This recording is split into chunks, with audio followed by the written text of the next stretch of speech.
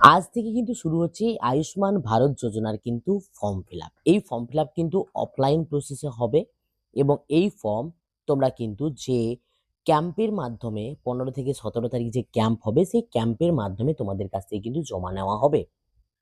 তো এই যে ফরম্যাট, এই ফরম্যাট তোমরা কোথা থেকে পাবে, কিভাবে ফিল আপ করবে, সেই বিষয়টা নিয়ে কিন্তু আজকের এই ভিডিওতে আলোচনা করব। তার সাথে সম্পূর্ণ একটা ফর্ম তোমাদের সাথে কিন্তু ফিল আপ করে দেখাবো। তো এই যে ফর্ম, এই ফর্ম তোমরা অফলাইনে ওই ক্যাম্পে তোমাদেরকে দেওয়া হবে বা তোমরা পেয়ে যাবে, অথবা তোমরা কিন্তু অনলাইনে এই ফর্ম কিন্তু ডাউনলোড করে নিতে পারবে আমার ভিডিও ডেসক্রিপশনে দেওয়া লিঙ্কে ক্লিক করে। এই ফর্মে তোমাদেরকে যেই জিনিসগুলোকে ফিল আপ করতে হবে, তো সবার প্রথমে তোমাদেরকে কিন্তু এখানে ডেটটা ফিল আপ করতে হবে। তোমরা যেই ডেটে এই ফর্মটা জমা করতে চলেছো সেই ডেটটা অ্যাজ ইট ইজ তোমরা কিন্তু এখানটাতে এই 15/06/2026 এভাবে কিন্তু লিখবে। তারপরে এখানে কিন্তু আমাদের যে আধার ডিটেলস রয়েছে সেই আধার নাম্বার তোমরা কিন্তু এখানে লিখবে। আধার নাম্বার লিখে দেওয়ার পর এখানে কিন্তু রয়েছে অ্যাপ্লিক্যান্ট নেম। তোমরা এখন জিজ্ঞাসা করতে পারো যে আমরা এখানে অ্যাপ্লিক্যান্ট নেমে কার নাম লিখব। না, তোমাদেরকে যে আয়ুষ্মান ভারত কার্ড দেওয়া হবে সেটা কিন্তু মুখ্যমন্ত্রী বারবার ঘোষণা করেছেন যে আগে যারা স্বাস্থ্যসাথী কার্ডের সুযোগ সুবিধা পেতেন তারা কিন্তু এই কার্ডে শিফট হবেন। তো তোমার ওই যে স্বাস্থ্যসাথী কার্ড তাতে যার নাম রয়েছে তার নাম তোমরা কিন্তু এখানটাতে লিখে দেবে। এখানে কিন্তু তার নাম ক্যাপিটালে ব্ল্যাক পেনে লেখার চেষ্টা করবে। এরপরে তোমাদের কিন্তু এখানে রয়েছে রেশন কার্ডের নাম্বার। তো তোমরা কিন্তু রেশন কার্ডের যে নাম্বার সেই নাম্বারটুকু এখানে লিখবে।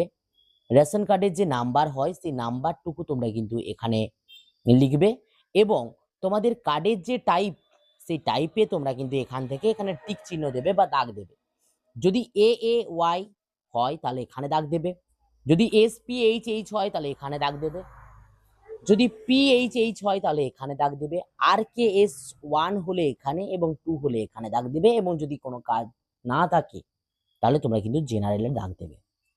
এরপরে আধার লিঙ্ক মোবাইল নাম্বার, অর্থাৎ এই যে অ্যাপ্লিক্যান্ট যিনি অ্যাপ্লাই করছেন ওনার আধারের সঙ্গে যে মোবাইল নাম্বারটা যুক্ত রয়েছে সেই মোবাইল নাম্বারটা তোমরা কিন্তু এখান থেকে লিখে দেবে। মোবাইল নাম্বারটা লিখে দেওয়ার পর এখান থেকে যিনি অ্যাপ্লিকেশন করছেন তেনার জেন্ডারটা যে মেল অর্থাৎ পুরুষ, ফিমেল অথবা মহিলা আর আদার্স যদি হয়ে থাকে তাহলে এখানে, তাহলে যিনি আবেদন করছেন আমার ক্ষেত্রে উনি হলেন মেল, তো আমি কিন্তু এখানে মেলের টিক চিহ্ন দিলাম। এবারে যিনি আবেদন করছেন তেনার ডেট অফ বার্থ, তেনার ডেট অফ বার্থ এখানে তোমাদেরকে কিন্তু দিতে হবে। এখানে সবার প্রথমে ডেট দিয়ে দিতে হবে। ডেট দেওয়ার পরে এখানে তোমাদেরকে মান্থ লিখতে হবে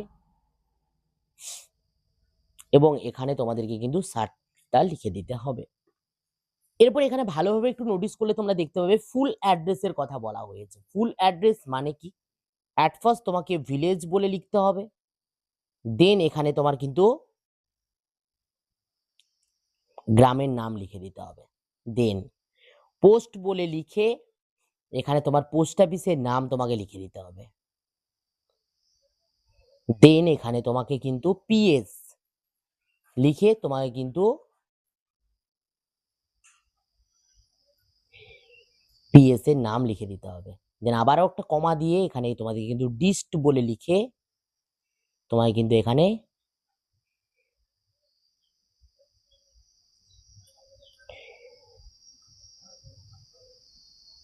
ডিস্টের নাম কিন্তু লিখে দিতে হবে, দেন আরেকটা কমা দিয়ে এখানে পিন বলে লিখে এখানে তোমাকে কিন্তু পিনকোডটা লিখে দিতে হবে। এই সমস্ত কিছুটা লিখে দেওয়ার পর তোমাদের কিন্তু পরে আবারও কিন্তু ডিস্ট্রিক্ট লেখার অপশন রয়েছে।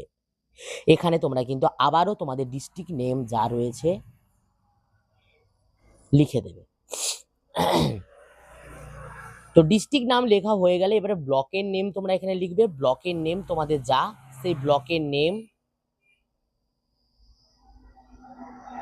ব্লকের নেম লিখে দেওয়ার পর এখানে গ্রাম পঞ্চায়েতের নেম তোমরা লিখবে,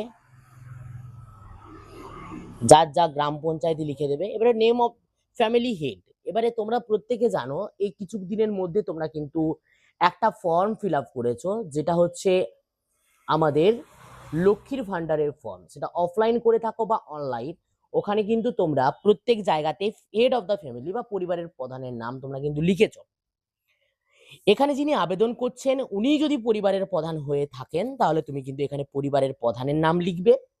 আর উনি যদি পরিবারের প্রধান না হয়ে থাকেন তাহলে ওই পরিবারের প্রধানের নাম যেটা তুমি অন্নপূর্ণা যোজনার ফর্মে দিয়েছো সেম নাম তোমাকে কিন্তু এখানে দিতে হবে। সেম নাম তোমাকে কিন্তু এখানে দিতে হবে।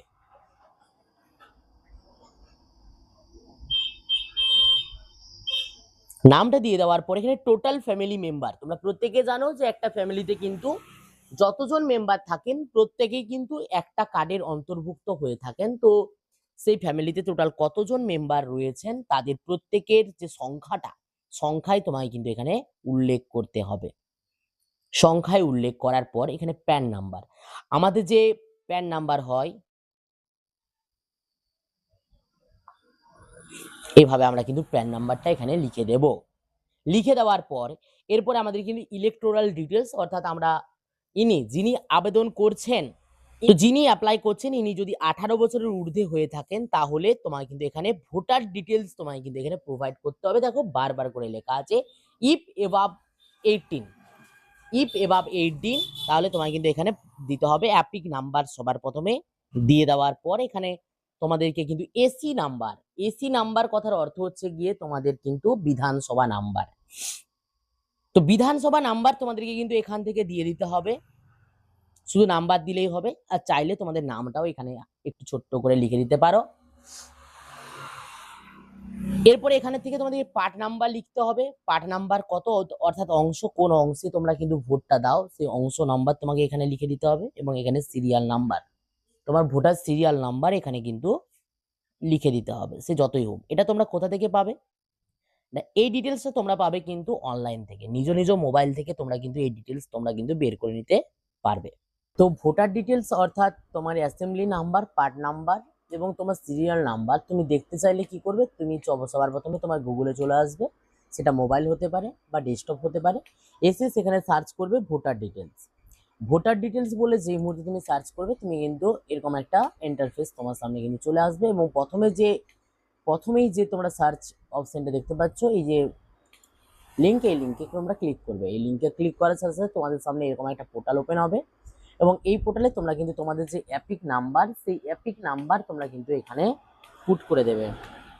অ্যাপিক নাম্বার ঠিকঠাকভাবে পুট করে দেওয়ার পরে এখান থেকে তোমরা তোমাদের কিন্তু যে স্টেটটা সিলেক্ট করে নেবে। স্টেট সিলেক্ট করার পরে capture code as it is যেমন ক্যাপচার কোড আছে সেই ক্যাপচার কোড তোমরা কিন্তু দিয়ে এখানে সার্চ অপশনে ক্লিক করবে। যেই মুহূর্তে তুমি কিন্তু ক্লিক করবে তোমার যে টোটাল যে ডিটেলস সেই ডিটেলস তোমার কিন্তু এখানটা দিয়ে দেখতে পাচ্ছ তোমরা কিন্তু শো করবে। এখানে তোমার কিন্তু অ্যাসেম্বলি নাম্বার তোমরা দেখতে পাচ্ছ, এটা তোমাদেরকে দিতে হবে। এখানে পার্ট নাম্বার যেটা সেটা পার্ট নাম্বারটা তোমার দিতে হবে। তুমি চাইলে এই অ্যাসেম্বলি নাম্বারের পাশে যে নামটা লেখা রয়েছে এই নামটাও তোমরা লিখে দিতে পারো। এবং এখানে রয়েছে তোমার কিন্তু সিরিয়াল নাম্বার, এই সিরিয়াল নাম্বার তোমরা কিন্তু দিতে পারো। ওকে, এইভাবে তোমরা কিন্তু তোমাদের যে ডিটেলস ভোটার ডিটেলস সেটা কিন্তু তোমরা সার্চ করে নিতে পারো। এরপরে হচ্ছে স্বাস্থ্যসাথী ডিটেলস। তোমাদের কাছে যে স্বাস্থ্যসাথী কার্ড ছিল সেই স্বাস্থ্যসাথী কার্ডের যে 17 ডিজিটের নাম্বার, সেই 17 ডিজিটের নাম্বার তোমায় কিন্তু এখানে প্রোভাইড করতে হবে। অ্যাজ ইট ইজ যেমন রয়েছে দেখে অ্যাজ ইট ইজ তোমরা কিন্তু এখানে লিখে দেবে। লিখে দেওয়ার পর এবার এলিজিবিলিটি প্যারামিটার যেটা রয়েছে, যে নথিগুলোর আন্ডারে তুমি যদি হয়ে থাকো তাহলে তুমি কিন্তু এই কার্ডের সুবিধা তুমি কিন্তু নিতে পারবে।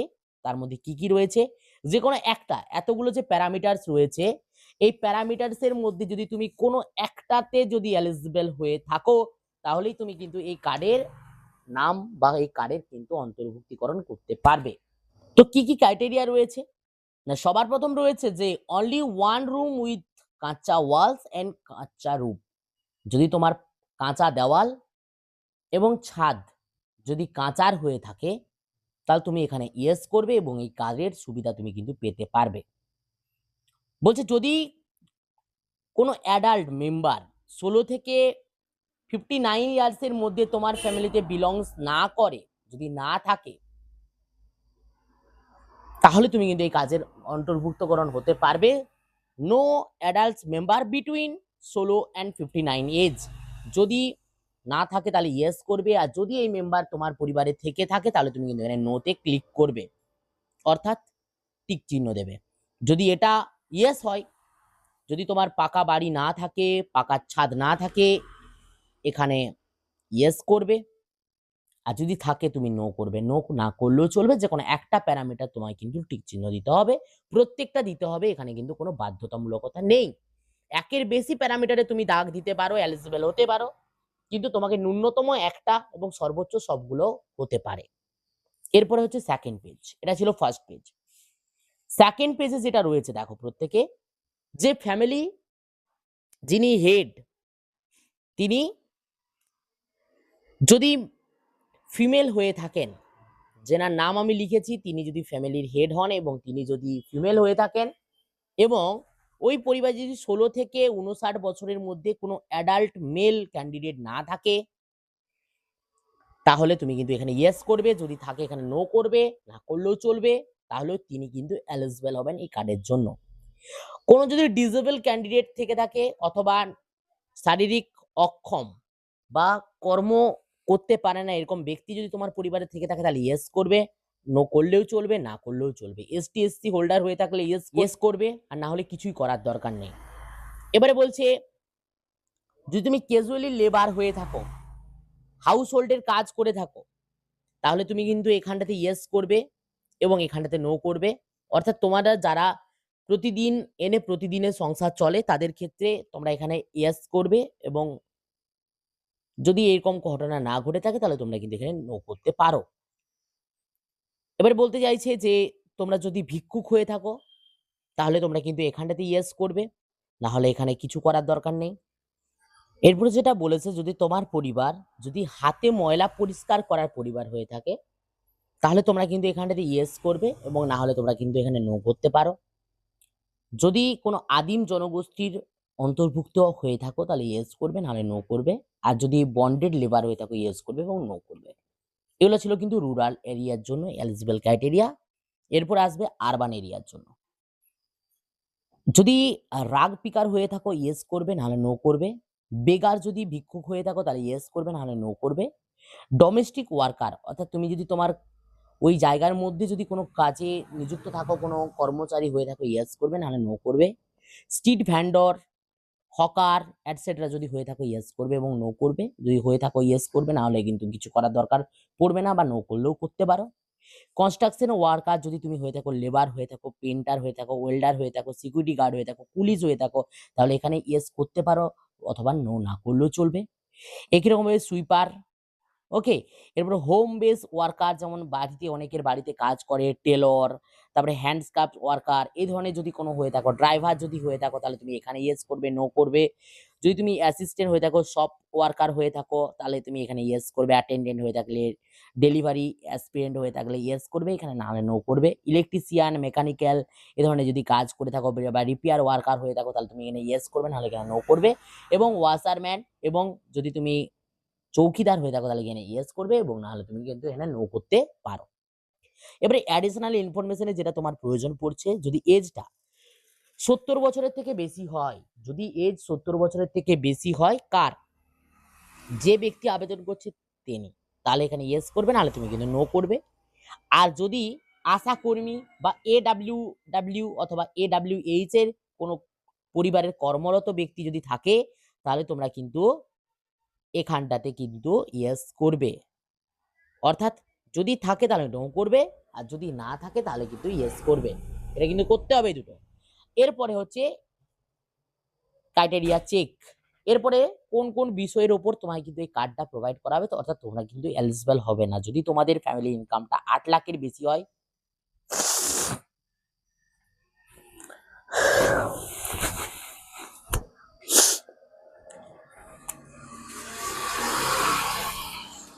যদি তোমাদের ফ্যামিলি ইনকামটা 8 লাখের বেশি হয় পার ইয়ারে, তাহলে তুমি এখানে ইয়েস করবে, এবং তুমি কিন্তু আয়ুষ্মান কার্ড, যে ভারত যে কার্ড রয়েছে সেই কার্ড থেকে কিন্তু বঞ্চিত হবে। Any member of the family paying income tax, যদি ইনকাম ট্যাক্স পরিবারের কেউ দিয়ে থাকে, তাহলে ইয়েস করবে, এবং তোমার কার্ড না আসার সম্ভাবনাও অনেকটাই বেড়ে যাবে। একই রকম ভাবে এসআইআর এ যদি তোমার 2026 এসআইআর এ তোমার নাম বাদ গিয়ে থাকে, অর্থাৎ পরিবারের যিনি প্রধান রয়েছেন তেনার নাম যদি বাদ গিয়ে থাকে, তাহলে তুমি এখানে ইয়েস করবে, নাহলে নো করবে। অর্থাৎ একজন ব্যক্তি যদি এই আয়ুষ্মান ভারতের জন্য এলিজিবল হতে চায়, তাহলে এই প্রত্যেকটা যে ক্রাইটেরিয়া, এই প্রত্যেকটা ক্রাইটেরিয়া তার জন্য কিন্তু নো হওয়া বাধ্যতামূলক।